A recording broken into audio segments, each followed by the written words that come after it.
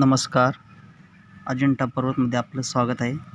कन्नड सोयगावचे माजी आमदार श्री हर्षवर्धन जाधव यांचे नागद सोनवाडी येथे जोरदार स्वागत. सध्या निवडणुकीची तयारी असून सर्व ठिकाणी माजी आमदार हर्षवर्धन जाधव यांचे जोरदार गावकऱ्यांमार्फत स्वागत करण्यात येत आहे.